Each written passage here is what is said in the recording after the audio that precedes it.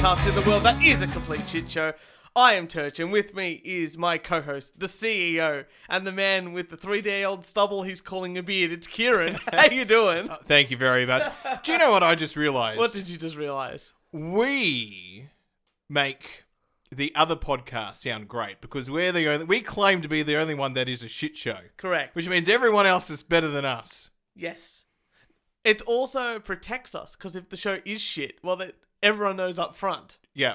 They know what they're getting. That's right. That's right. So it means if someone was to critique or review the podcast, yeah, we're telling them that it's shit. We know that it's shit. You know what? The nicest thing, Niall, who was on the show last episode, which is yet to be released. By the time they hear this, it'll be released. It will be. But he came up to me and goes, "Oh, dude, I haven't listened to your podcast in a while. I had to listen." And I'm like, "Oh, yeah, have a listen. Let me know what you think." Came back, goes, "You guys actually have a decent show. Like, I listen to a lot of podcasts, and you're one of the better ones." And that's amazing. That's amazing. And I'm that's like, fantastic. I don't know. This is like a really weird backhanded compliment, but thank you. I gotta take it in a nice way. So yeah. So if he's ever nice to me, I'm always skeptical. It's like, you got to do that. What do you want? What do you want? You're up to something. That's right. What do you want? The same as all of our mates. I think if someone says something nice, just like when we were sitting here complimenting each other on the weight we lost, yeah, we're just thinking in the back of our minds, what the hell's this guy got on me? There's something else coming up. And that's really important. Wait for it, and then bam, you get him. Turch. Yes. I've started keto. I know. You were just telling me just before the show, and I'm like, save it because I want to hear about it. Which, I'm into day 2, and I'm cranky. Yeah, but that's normal. That was normal for me. Cranky and I'm miserable, which means I've got a good rant. Good. So what has made you rantable? Rantable? Okay. I'm gonna get something like that. But anyway, what's getting your fire in the belly going? Well, I'm gonna pose a question to you. Yeah. And I'm interested to hear your answer. Please. If you had shit on your face, right. As in actual shit? As in actual shit, poo. Poo. Yeah, poo, right. The poo. What would you use to wipe that poo off your face?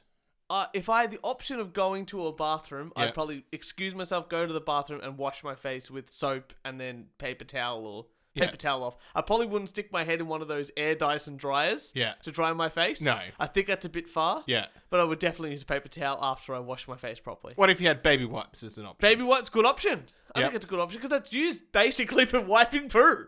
Exactly. That's exactly its purpose. And this is my point. Why do we dry our asses with dry toilet paper? Oh, here we go. Why don't we use wet wipes or moist paper? I don't know where you're going with this, but I just want to hear you out because it makes sense, and I can agree with this to a degree. I've been a philosopher this week. Okay. I've been a philosopher. Really thought about this. It doesn't make sense, right? Right. The Asian cultures, they use a hose. Well, the bidets. Yep. And the Europeans use bidets. Right. But we seem to be the only culture, along with the Americans, and maybe the Brits, that actually use dry toilet paper. Yeah. The rest of the world thinks we're idiots. I agree. We think the rest of the world are idiots for using, a bidet and all that kind of stuff. No, I don't think that at all. I think that bidets are fantastic. And when I was to Italy with my family back in the day, I love the bidet. Bidet was are great. Perfect use. But we use dry toilet paper. Now, correct. No one wants to be the first to go, you know what? I'll provide baby wipes. Or I'll provide some moist toilet paper. You're talking about public restrooms. No, I'm just talking about in your house. Okay, because I was going to say, public restrooms, I completely understand if you don't want to give away baby wipes, wet toilet paper. Of course. I'm just because talking that's about hygienic. That's a more unhygienic ever. I'm talking about a private house. And a private house, okay. Nick, this week, right. Wipe your ass with some baby wipes. Yeah, okay. Or if you had shit on your face, you'd no doubt wash it with soap and a bit of dampness and moisture is what you're talking about. Moisture, exactly. It's the same way you clean dog shit off your thing. Like grass is the only thing that gets dog shit out of shoes. That's right. There's a bit of moisture there. There's a bit of texture. There's a bit of moisture. There's a bit of that chlorophyll, whatever it's called, and it gets it out. Yeah. I don't know how it does it. It's better than anything else. That's right. But when it comes to your asshole, you use dry shit. Yeah. And I'm just saying out there. Yeah. I challenge everyone. Everyone loves challenges these days. The 7-day challenge, the 2-week challenge. I'm challenging you to wipe your ass challenge. The wipe your ass challenge. We can call Use moisture. The wet ass challenge. Your life will be changed. Well, okay. Obviously, you've had this epiphany recently. Yeah, I haven't done it yet. Yeah, and you haven't even done it yet. Okay. You know what? I will continue to wipe my ass with just regular toilet paper at home. Which is that. And I buy nice toilet paper. Mm-hmm. You can do that. And you report back to us next week with the wet wipes. And you tell I've just realised this isn't a rant. This is just a philosophy. I'm glad I had 2 rants then. This is philosophy time with Kieran. Philosophy time with Kieran. You know what? It is a rant because there should be moistured toilet paper. You know what? Every time someone talks to me about the show and they're like, "What is the show? What is the show about?" I always go, we come in, we read like the news that you might not have seen before, something stupid in the news or something we want to talk about. Like, it's really a show about nothing. It's really Seinfeld. It's really Seinfeld in almost the 2020s. But like last episode, we talked about like I ranted about the Universal Music Group. You've ranted about not being able to sue a child that you hit with your car. No, they hit me with their bike. Yeah, that's right. I want to be very clear on that. I didn't hit anyone. They hit me. I've ranted about pens before, but the rants that always seem to get the audience going and the most people connect with are always the toilet ones. I'll bring up the rant I did back in the day when we had Treasure on this show about piss driblets. Oh, piss driblets. And I say those words and every guy's like, problem, done. I understand this show completely. Twice a year, I don't pay enough attention. And you get a little bit of a stream in your pants. And you're just like, damn it, my aim is off. That's right. And it happens to the best of us. And I've said this before. And it's the worst thing ever. And I think we've ranted about toilets and poo and going to using the bathroom as a facility before many a time. I feel like we need to start a new show. Just call it Shit Talk. And it could just be a podcast. And we just get guys calling in. Talking about their stories about the toilet, issues with the toilet, and why they think the toilet is the best part of the house. Because I think the toilet is a good throne. I heard shitting with the door open. Now that is, if anyone hasn't done that yet, that is fantastic. Yeah. You've got to do that. Yeah, like I heard on another podcast called The Dick Show, and the guy Dick is just like, I would listen to a podcast of a bunch of guys calling in. It's like, where are you in the world? Hey, what time is it? I would listen to that too, but the Shit Talk podcast. Or reviews on elevators. You're still into that? Oh my God, I'm still into it. There's so many. YouTube's great. All right, I'm going to get to my other rant. Get to your rant. I am sick of Uber and DD and Ola and all the ride shares. I'm sick of the song. They've been using the song. No, I don't care about the song. No. The reason why I moved to Uber and DD was because the car, you had an experience. You'd have the minties offered. You'd have the water offered. It was enjoyable. I've talked about this before. The decline of the... The car was clean. It was a lovely experience. Lately, I've been in a ride share. Yeah. They've driven... It wasn't a nice experience. I actually felt car sick in the back. Oh. Twice. You're sitting at the back. Well, you're sitting there like a limo. Well, I will. Look, if I'm up for a chat, I sit in the front. Right. Okay. If I'm not up for a chat, I sit in the back. Okay. Right. I think that's good etiquette, that's right? Sensibility. Yeah. Amazing for coming from you. And both of these times, I wanted to sleep, so I was sat in the back, and the guys are driving. 2 different drivers, 2 different times. Yeah. Like maniacs. That I was like, I'm getting car sick. I don't get car sick. Yeah. I'm like, where's my water? Where's my minty? This is just and the cars, both of them smelt. They've been like working for like 12 hours. Did you BO give them a shit rating? Oh, no, I don't rate. You don't rate? No. Nah, see, now I'm suspicious of you as a person. Because I always rate. And if it's shit, I tell them. And I've meant messages. I think I've ranted about this before. The decline of the Uber experience. We went to the Uber experience because one, the cars were a lot They were nicer. better than taxis. I know Uber got rid of the uncertainty of you now know when your car's going to arrive. Well, there's that too. The accessibility, it's a lot better and stuff like that. But it's terrible. But they used to. You're right. They used to give you water. They used to give you mints. They used to, offer you things. But then again, I did get. I had a bag as well, and he didn't even get out and open the boot. That's all right. You're a man. You gotta be a woman. You gotta have boobs for that. No, because hang on. How was your last trip? I can rate 1 star. Oh, there you go. Now remember, he can rate you now. I thought he rated me already. I don't know. He might not have. Terrible smell, dirty car, driver arrived late, didn't use GPS. There you go. Phone. Terrible smell, there you go. Dirty car. Oh, he even asked me to get a bottle that someone left behind and open the door and put it outside. I'm like, it's not my job. That's true. That's true. Submit. I'm glad you rated this gentleman here who drove you around, or female. I don't know which one it is. I'm assuming gentleman. It was a gentleman. Well, there you go. If you would like to also use DD, I can send you my code because you will get $90 of bonus rideshare. Oh, that's pretty good. And I also get some free rides as well, as much as I'm ripping on them right now.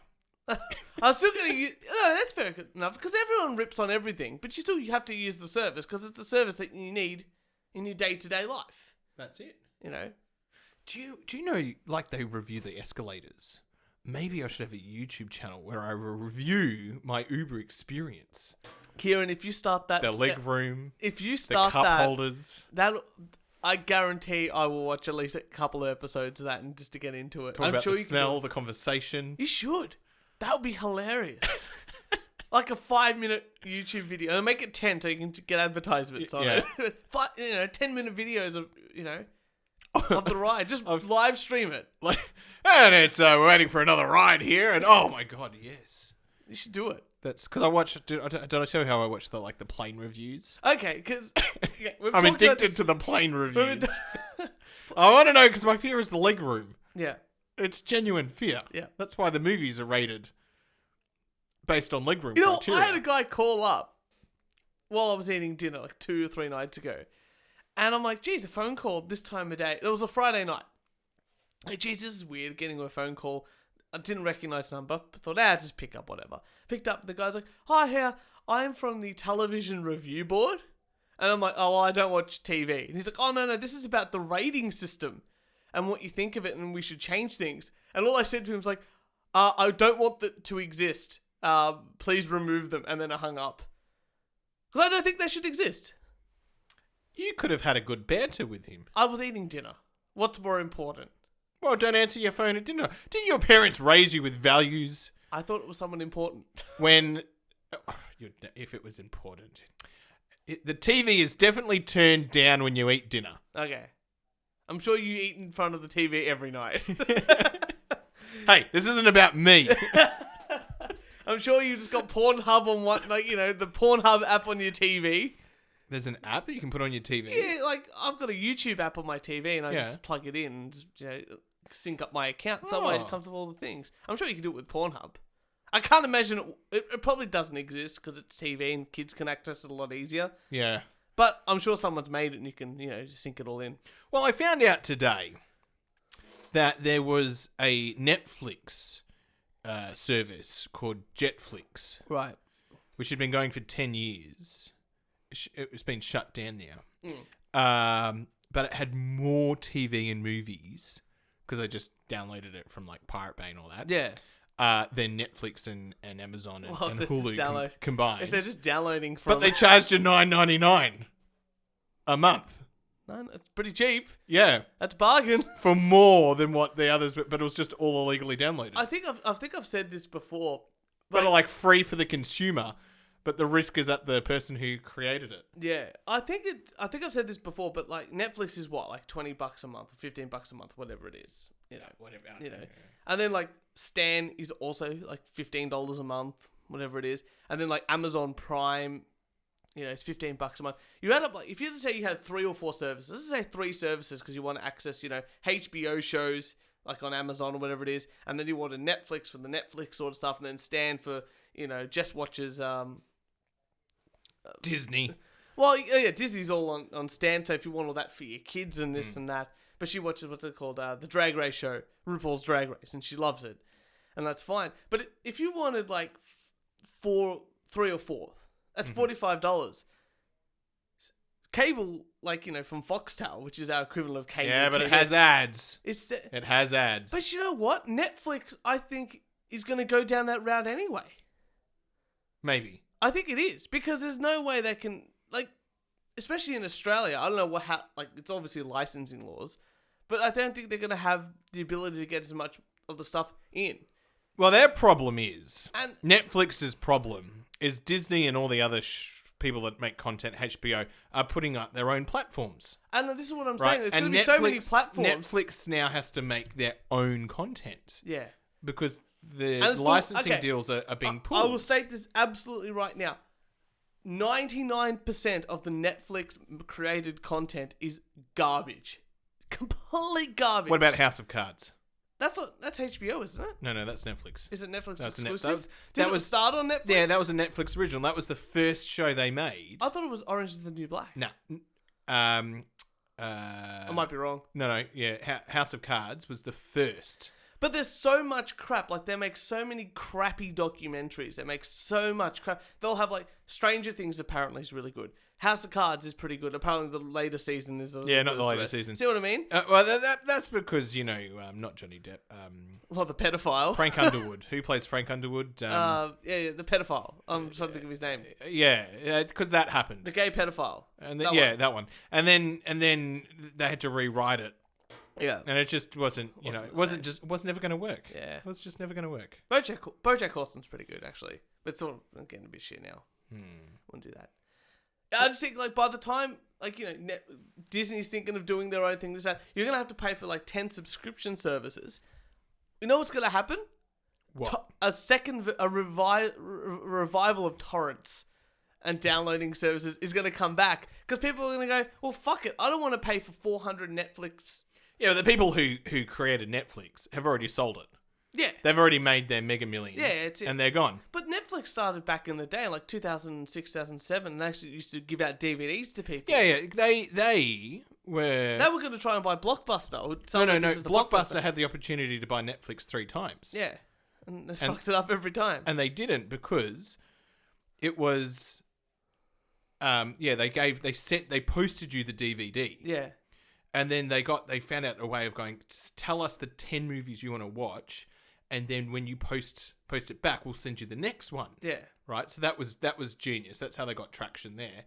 And then they got rid of late fees. Yeah. They said it doesn't matter when you send it back. Yeah. But by them having your next 10 movies, you had an incentive to send it back, right? Yeah. But there was no late fees. Yeah. And then all of a sudden with the internet... They just said, well, we'll just put it all up online. We can now put it all up online. Yeah. It was a very great... Blockbuster had three times spike. I think Yahoo had that opportunity. One stage, Yahoo had an opportunity to purchase like Amazon, had an opportunity to purchase Google and YouTube, and they just said no. And then they got purchased by...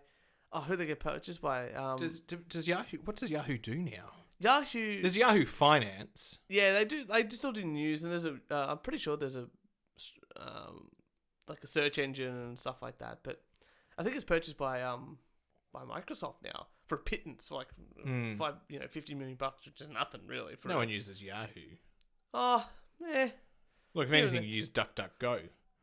You know what? DuckDuckGo is the way to go. Yeah. And I know that rhymes, so obviously it's true.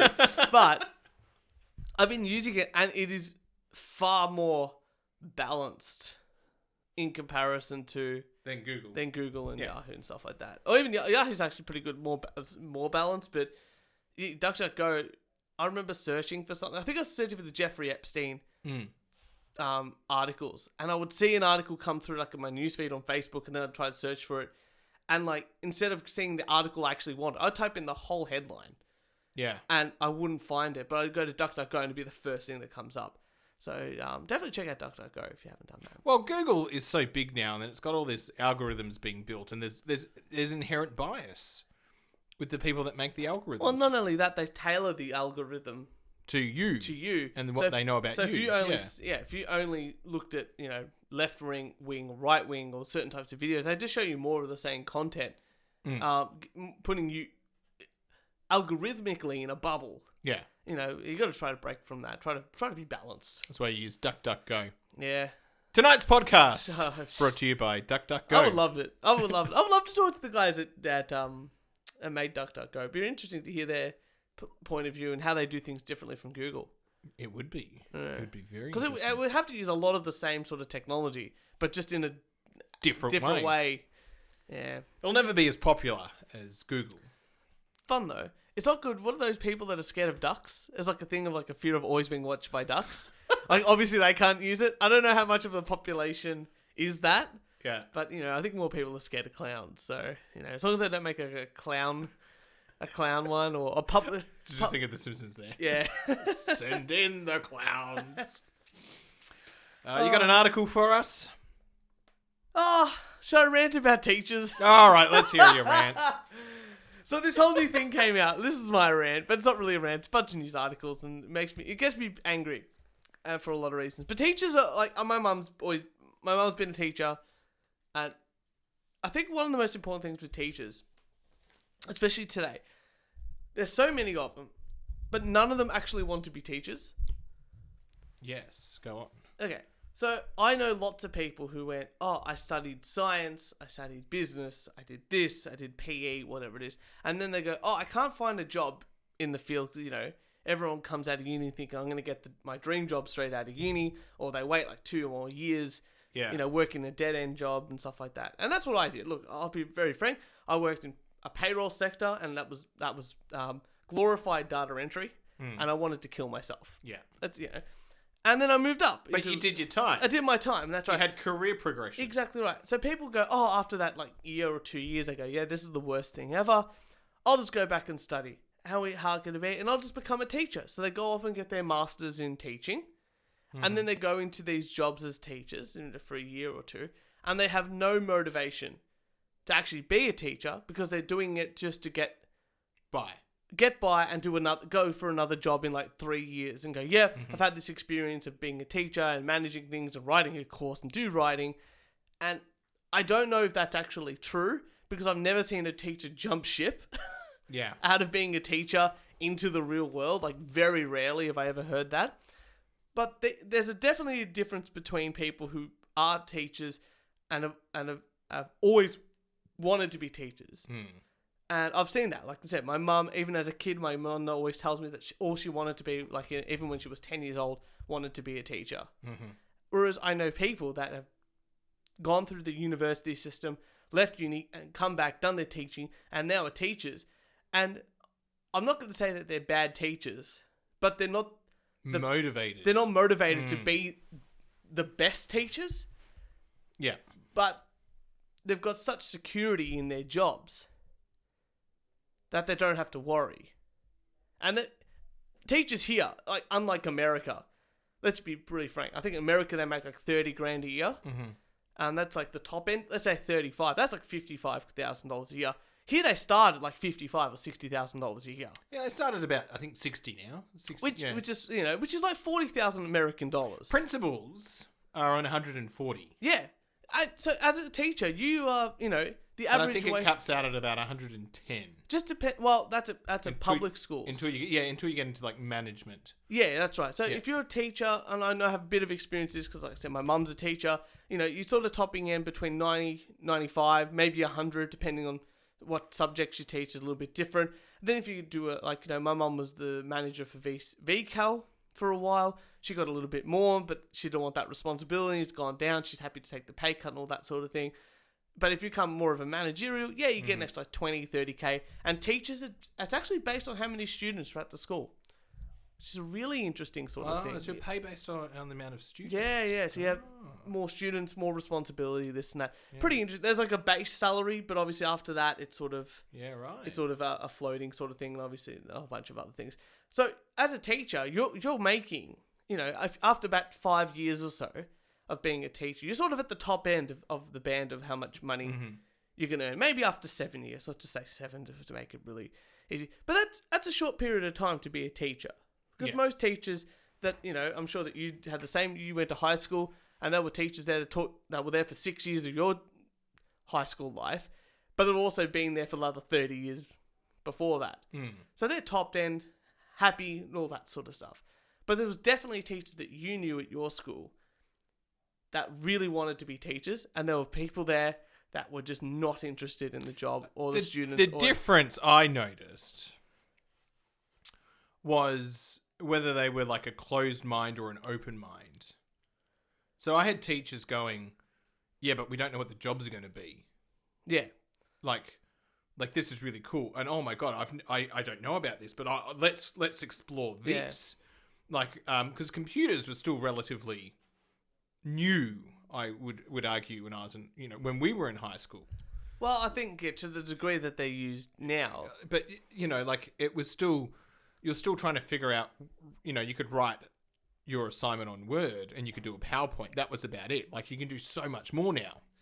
And maybe if you did media, you could do some video editing or something. And I was lucky enough to do media and music and a few other little things like that. I think. But some of the smart teachers were like, well, these computers, I don't know much about it, but I know it's going to. But those are the good teachers. And that's what I mean. That's the good teachers. Let's utilize this information, this stuff that we've got to present. Or there's the same information. There's this like coding camp. I want to send students to this coding camp. But it's not even that. It's getting. I think the hardest thing about being a teacher, and as a student, I was a music student for a very long time, and I had a private tuition. And it's very hard to get people motivated in something they're not exactly interested in. So I started music when I was really, really young, and I was playing classical music on guitar. Now you think like an 8-year-old kid is not going to care about classical music on guitar. But it wasn't until I developed some technique and pushed through. It was about 2 or 3 years of playing. And then I was like, you can play a rock song now. And straight away I could do it because I had those. Yeah. That motivation, suddenly that spike goes up. And I always talk about this with music. You sort of very flatline for a while. And one day it just clicks. And I would say that's about 18 months to 2 years in, depending on practice schedules, this and that. But a lot of people don't want, they want that instant gratification instead of that, instead of that massive jump in a year or two, So let's go on with teachers. Now, they're saying that the NAPLAN testing for students. So the NAPLAN testing, for people who don't know, is a nationwide testing thing. They test kids on literacy and mathematics at the years 3, 5, 7, and 9. That's correct. Very standardized testing. It's standardized testing, and it sort of dictates the funding level the school I'm a big fan of NAPLAN. Yeah, okay, cool. So they're just saying that the numeracy and literacy numbers in years 7 and 9 in reading and achievements in writing are just dropping since 2011. So in primary school, the literacy and the numeracy aspect of it's sort of going up. Yeah. Whereas as soon as you hit high school, it's going down quite considerably. And that kind of makes sense to me because a lot of people that I know that use spell check. Well, there's that. And there's obviously a movement towards computers as you go into high school. But I think the people that want to become primary school teachers really want to be primary school teachers. And the level of detail, attention to detail that can... Maybe it's a bit different, but most kids are similar, I guess. I'm not really quite sure. I would say more kids between, when they're in year 3 and year 5 are probably more similar on a scale than they are as they get older. What's really interesting... So that's why I wanted to bring you in. A teacher, so let's just take... So there's what they call the grade 3-4 split, right? So prep 1 and 2... is really about learning fundamentals, how to learn, right? So you're learning about the sounds of words and how they're spelt and all that kind of stuff. And then they call this grade 3-4 split, which is then in grade 4, you're now learning. You can now read, so you can now read to learn. Yeah. You can now start doing projects independently. You can start thinking and connecting dots, right? And so what tends to happen in grade 2, let's just take grade 2 for instance. You can have a class of 25 to 30 kids. You can have a student who's reading, or 2 or 3 students reading at a grade 7 level, and comprehending.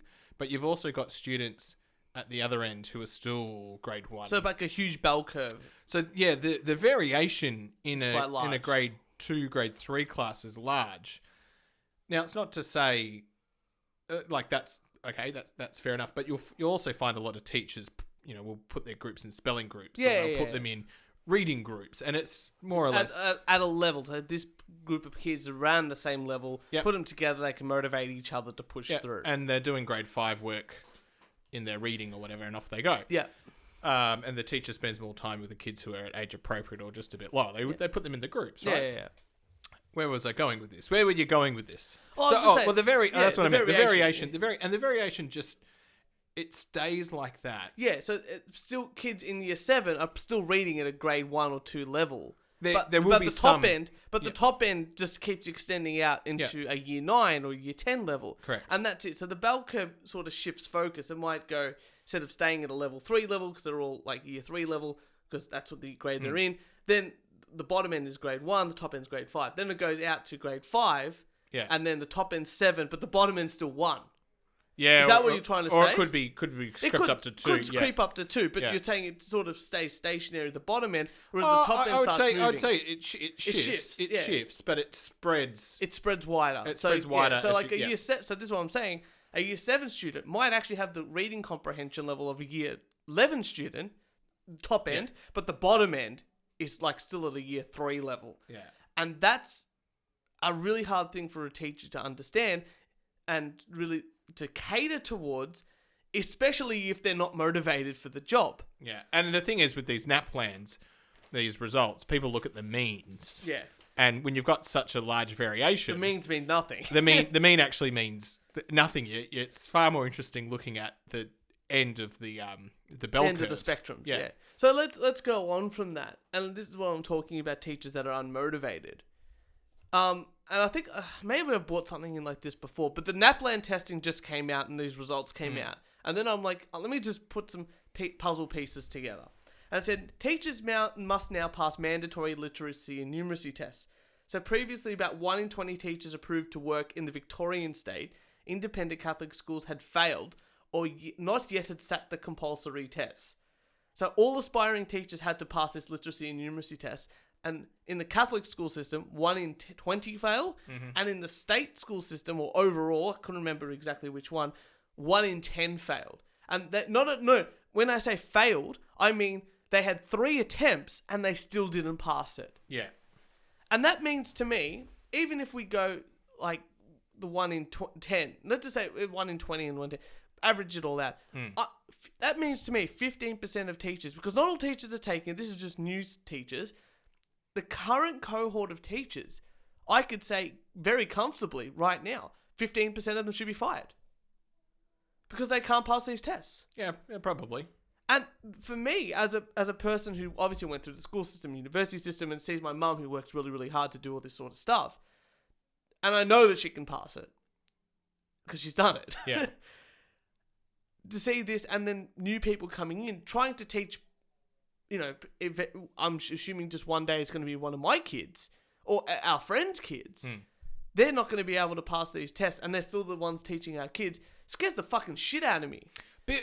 Bill Gates is doing this in America, right? Where he's actually saying we need to get the really motivated teachers, and we need to be actually pairing them with the lower functioning teachers. Yeah. To help upskill. And to help build that. But you say that, but this is the thing. Motivated teachers are the ones that are really good. The unmotivated teachers, no matter how much that they are motivated... Do you want to know an interesting... They're not going to be interested in it. Do you want to know an interesting thing? Yeah, please. Remove all the kids who might have a learning disorder. Yeah. So I'm just talking about typical kids. Yeah. Class sizes have no impact on their educational outcomes. Really? Yeah. Insanity. So it's just the teacher and the motivation and how they structure the classes. But like I said, you can put those who've got that ability in that maths group. You can put those... There's still division within the classroom environment and the teacher's got the management. As long as the kids aren't running around, they can manage the kids. Yeah. So there's got to be an upper echelon. Like, you wouldn't put like 70 kids in the classroom because that management aspect of it will probably. As long as the teacher can manage the classroom and you remove... Yeah, kids who've got like a learning disorder or some other kind of disorder. Yeah, class size does not have any impact on their learning outcomes. Here's the next bit, right? So these teachers that can't pass these tests, and I've got a few questions that is specifically failing the mathematics aspect more than anything else. So a teacher should be able to answer some simple mathematical questions, and I absolutely agree with that because I think mathematics. I've had this conversation with some teachers, right? Yeah. And I know that there's some teachers that love maths, but they have to teach English in the primary school. And there's some teachers that love English. Yeah. And it's sort of hard because this is the idealistic world and it doesn't quite work that way. But I'm like, I actually think Prep 1, 2, 3 should be its own specialisation. Oh, it should be. And my mum said that many times. She goes, a teacher... And then those that just want to teach English or grammar or whatever it is should just teach that. Yeah. And my mum said that many those that times. Loves maths... Well, they do that at a high school level. Like exactly, my mum did a Bachelor of Arts, and then further on from that did like art, like teaching, but like underneath that was Elizabethan Shakespeare. Yeah, right. And stuff. So she knows novels and writing, huge high levels of like that sort of requirement aspect of it. But mathematics is not her strong suit. But she teaches English and language. That's what she teaches. And she's always said, I couldn't teach a kid how to read, but I could tell you exactly how to write something in a professional way. Yeah. And that's a completely different skill. But let me go on. So to get these smart people, to get people that are motivated and this and that into courses, you need, and to get smart people teaching kids, you need smart people. And the current I'd actually say I want motivated people. Well, there you go. To get smart people, let's just as a general sort of blanket statement, smart people into doing a course, you sort of need, we have like this an ATAR score, it's called now, that ranks a student against every other student at the end of year 12 after all their exams. I think it's like a GPA, basically. Yeah, basically it's a GPA, yeah. Currently, the entrance level for a teaching course is 60. 60 out of 99.95. And most people get around 70. 65, 70? No, 50 is the... Is it still the median? I thought it was like 30 is basically the lowest, and then everything else. So it sort of skews it a little bit. Oh, let's just say 60s. Let's say 60s. Yeah. So the 60 is the median. That means an average person can become a teacher. Which is fine. But they're saying, even though they always claim they've got low wages and this and that, no motivation, no anything like that, the Labor government wants to try and change the average score for a person to go to a teaching course up to 80. Now, if you're doing 80, like I personally didn't get an 80 and I did accounting, but I know guys that did get 80 and above and they all became engineers. Yeah. Now, you're saying to me that a guy or a girl is going to go, yeah, I've got an 80 enter score, yeah, I'm going to become a teacher, or they're going to, probably going to become an engineer. I've had many people say to me, how come I haven't gone to become a teacher? Yeah. And my response is, I'm not paid what I'm worth. No, that's it. I'm not, for what I do, no. There's no way I would do it for the pay. Yeah.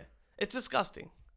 But the pay is actually quite good. Because, I mean, if you're straight out of university, you've been there for 4 years, 5 years, and getting paid $60K, that's a lot more than most people get coming straight out of uni. But when I would have done it, though, it would have been about 40, 45. No, even back then. 50. All right, let's say 50 then. It would have been about 50. Still good. No, 50 is still really good. Like a lot of graduates, I know guys that went into graduate positions, accounting firms, they get paid 40. I'm studying psychology going, oh yeah, we charge $150 an hour for a client. Right. Why would you do it? Why would I become a teacher for $50,000? And that's the thing. And that's the whole thing. You're not going to get these people. Or the other thing, I could have done accounting or engineering or business or something like that, and walked into a 60 or 70K starting salary. Exactly right, and that's it. My mate, I got a friend that's an engineer, and he got offered 2 graduate roles, and he's just like, oh, I'll just choose this one because this is the company I think is going to give me the most growth, and his starting salary was higher than I think. I know people that started working at Deloitte and EY, and they're like, yeah, why would I ever become a teacher? And I got accounting degree, now finance, I get to do this sort of cool work. Why would I ever become a teacher? Because they're not motivated to do it. But then again, there are some people that are not motivated to do it. They go into these courses, fail the one out of 10% of teachers, and then we get students that are failing NAPLAN or getting shitted results in NAPLAN in year 5, 7 and 9.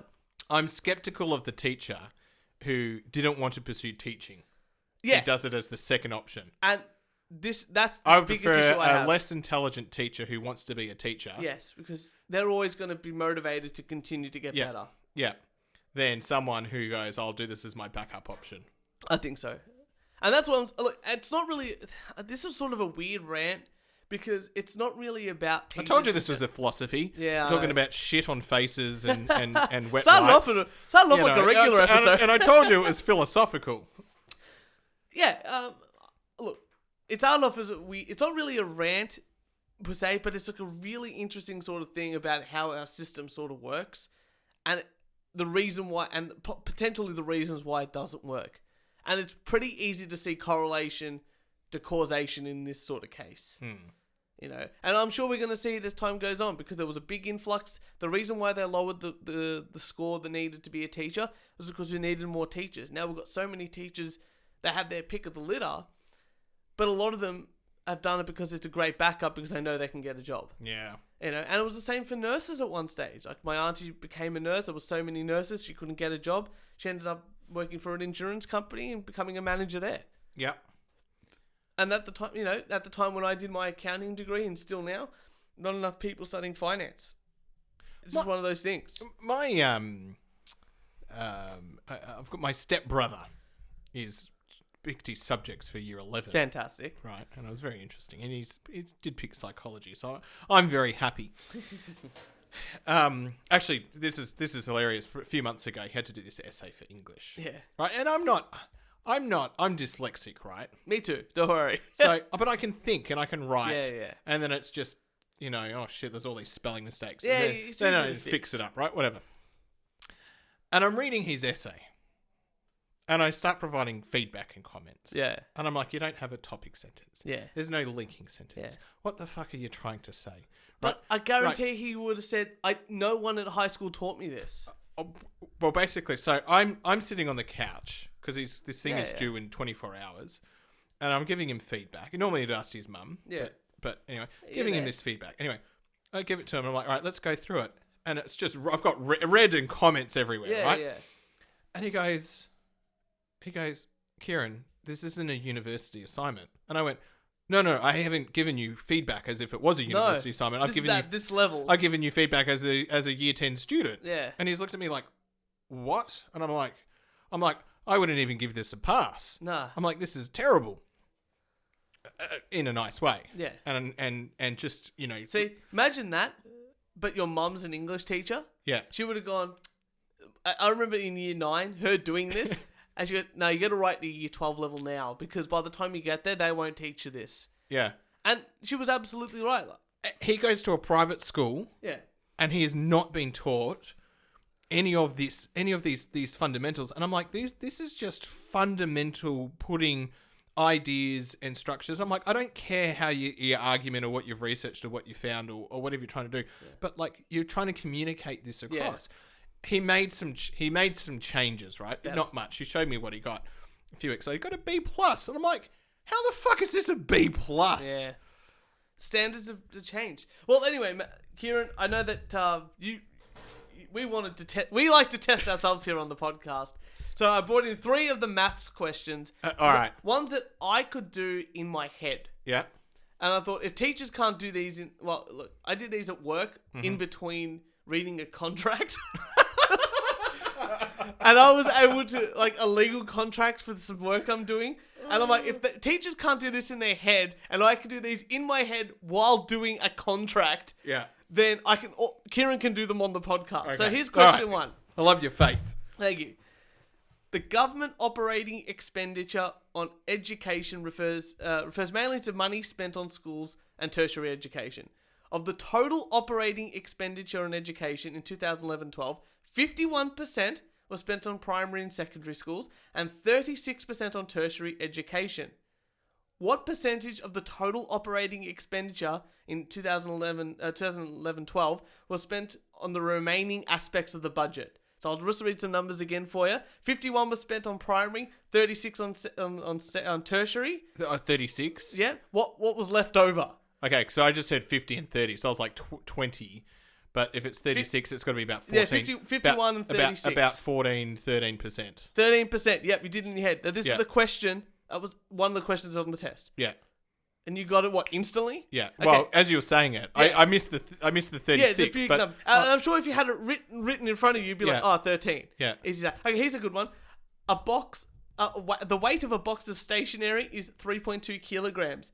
What is the weight of 100 such boxes? So it's 3.2 times 100. Yes. Yeah. What's that? That's 33,200? 320. 320. Yeah. Easy. Done. Okay, last one. You got it again. Yeah. Done. Question 7. Now, this is an A, B, C, or D. Okay. Are you ready for this one? The Australian Bureau of Statistics conducts a census every 5 years. In 2011, the population of Australia was 22 million. About 2% of these people live in remote or very remote areas. How many people live in remote areas or very remote areas in 2011?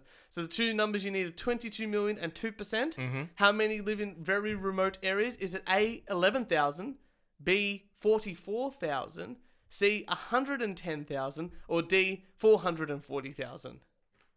It's B? It's not B. It's actually D. As one too many zeros you took off. Oh, okay. But sorry. But you know what? You had put the print in front of me. Yeah, exactly right. You haven't got the print in front of you, so I'll cut you. Say that one again. Yeah. The people bored from the podcast. But you did well. Like you know what? I was in my mind, I was like 100. 2% is 2. Well, look, you got 66%, and the pass rate for the math thing is 1,000's 20. Yeah. Yeah. So you basically passed. Let's say if you had another question here, you would have got that. You would have passed, and it would have all been good.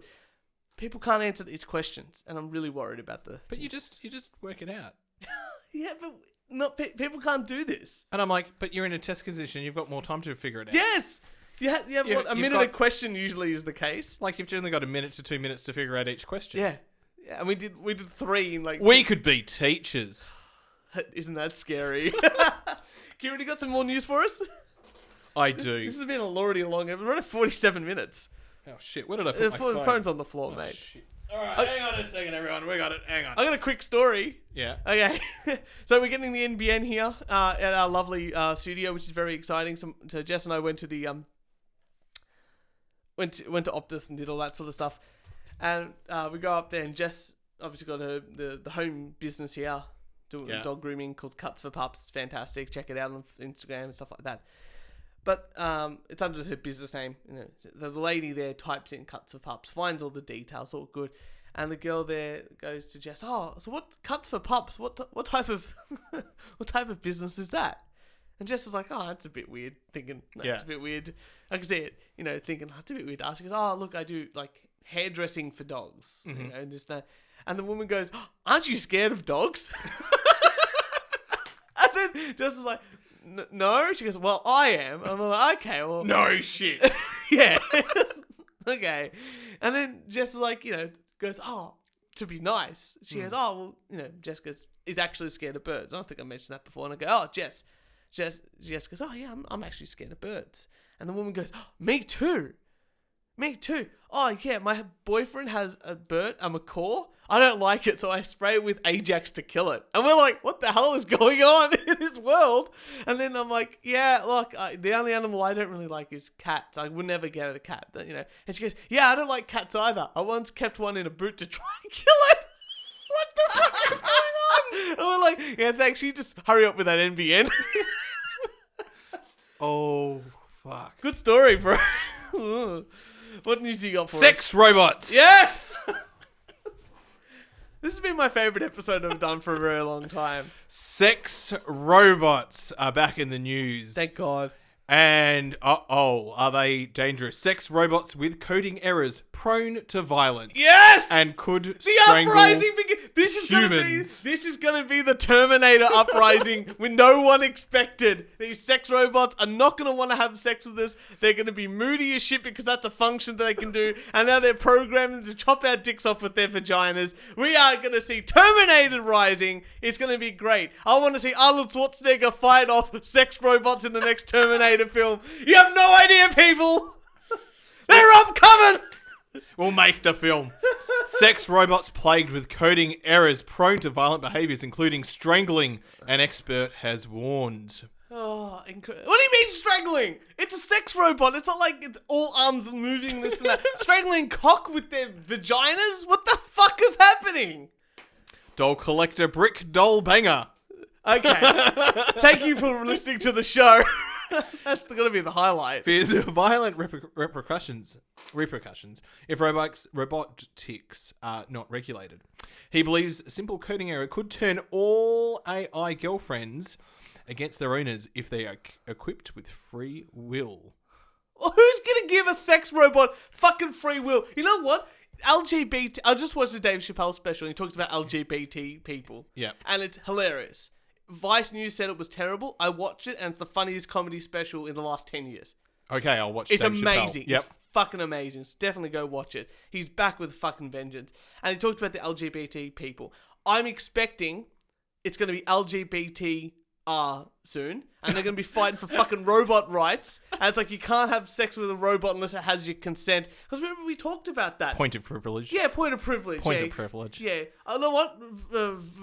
Voting rights for sex robots. That's what I want. Jesus fucking Christ. If they have free will. Who's going to give them free... What's the point? They might as well get a real girlfriend if they have free will. Sex robots, everyone. Sex robots. Oh. Yeah, no sex robot's going to want to work in a sex robot brothel. They're all going to become engineers. I am science and hot. This is a win-win. Sex robots will soon be completing the teacher test. It'd be better than regular teachers, at least 10% of them.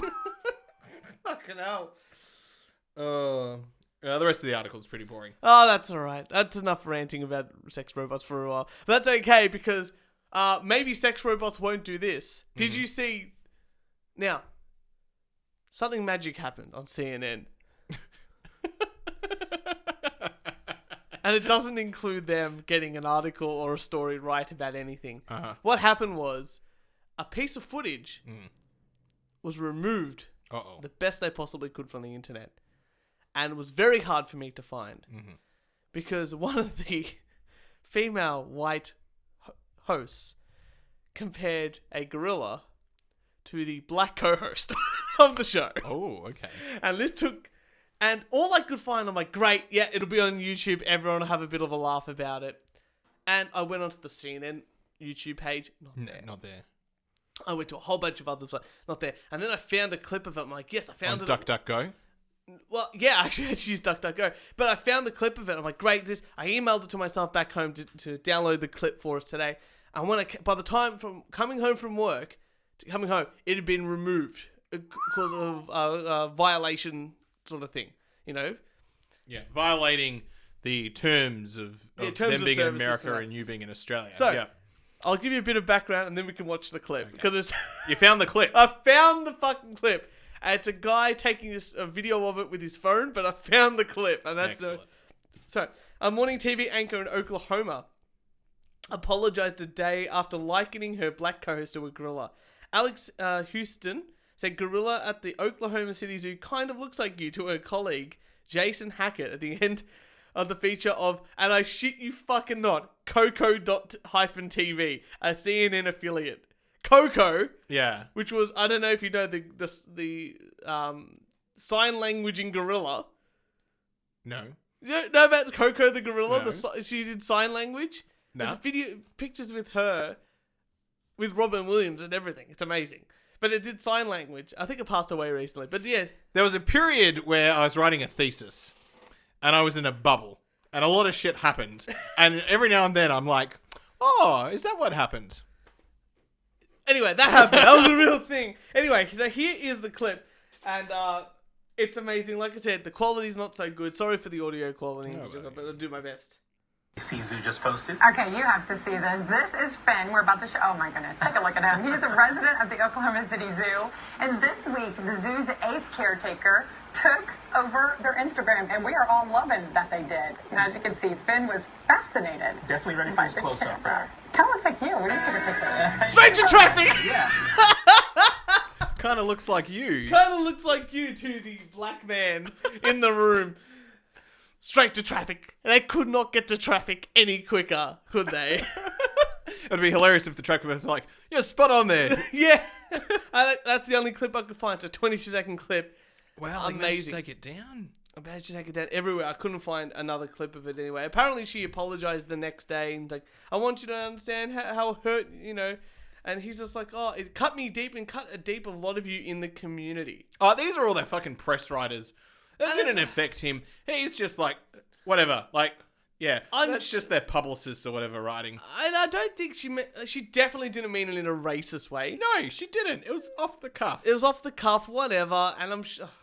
Anyway, I found it really, really funny.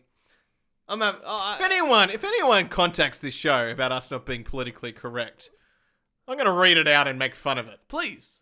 That's the whole point of the email address. Like I said, I always say at the end of a show, send us a rant, hate mail, or a death threat. Like we care. Yeah, I don't care. But Kieran, give us one more. All right. Give us one more. This I thought was very interesting. His dog ordered porn. He got stuck with the bill. Which my first question was like, why is someone ordering porn? It's so freely available on the internet. Yeah. And number two, if you did order porn, that's a very bad excuse. I remember on 4chan years and years ago when 4chan was available in my country, Australia, which it's not. Is 4chan not available? 4chan, 8chan, Kiwi Farms, and about 5 or 6 other sites are banned from multiple, without using a VPN, banned from multiple, Telstra's banned it, Optus has banned it, so basically banned in Australia. Okay. For a number of reasons, most of them pertaining to the, that shooting that happened in New Zealand. Oh, right. Remember that blip on the radar? I feel like I was on 4chan at the start of the year. Yeah, it was, and then it's gone now, which is real sad. But anyway, continue on. The trouble started with the slip of a paw, a mistake of obscene proportions. Last month, Thomas Barnes found himself stuck with a $70 bill. Oh, that's not bad. Could be worse. From DirecTV after he said his Bichon, there we go. Yep. Bichon Frisch dog, Marnino, jumped on his bed and stepped on the remote control accidentally. I was going to say, why did I bring up 4chan? Because they used to post, when Brazzers was down for some reason, they posted all these account access to the master codes, and someone downloaded everything off Brazzers and uploaded it. Oh, no way. Everyone had a really good wank.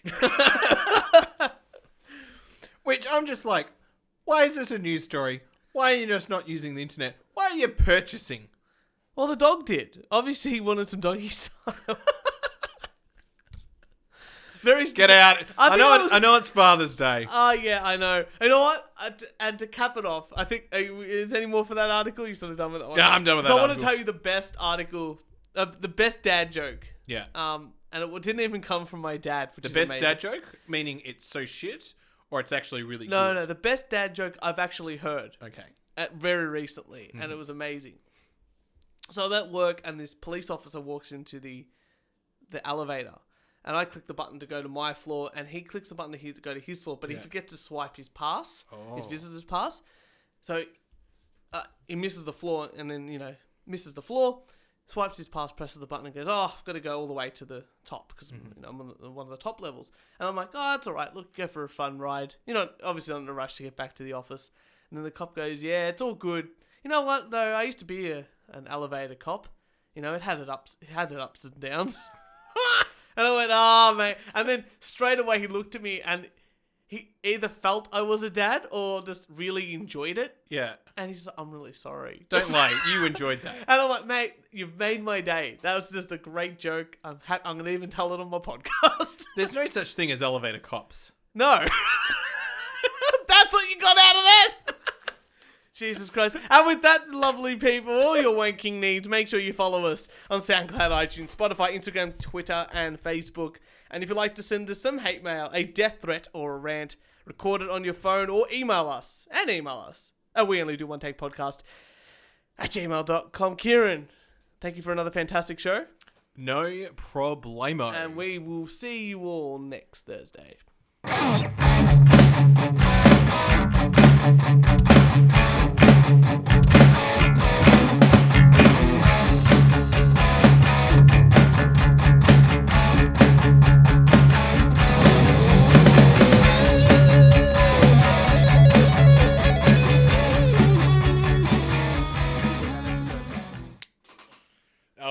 It's on my desk. It's like...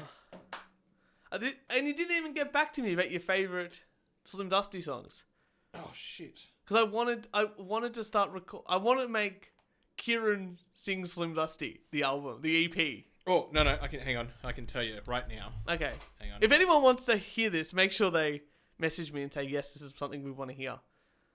Okay. Because I picture you dressed up in the jacket, like, you know, like this for the cover, or like with those watch commercials. You know what I mean? Yeah. Something like that, and then we'll put the music together, and we can get you into the studio to sing it. Hang on. Actually, Spotify will be easier. Spotify will be easier. Most played. I know what I'm listening to back when I go to Ballarat tonight. Trucking. You know what? Give me some time. Make sure you listen to it on the way back home, and Hang on. And those are the ones we'll do. Oh no, this is not. We'll leave these guys hanging. Whoa! They've listened to the thing, and then they're listening to our banter at the end. Yeah. Hang on a second. Oh no, is it sitting on 80? I can't remember. I thought it was trucking on 80. Shit, where is it? Hang on. What's this one? I don't think we can listen. Oh, it's sitting on 80. I've been calling it trucking on 80.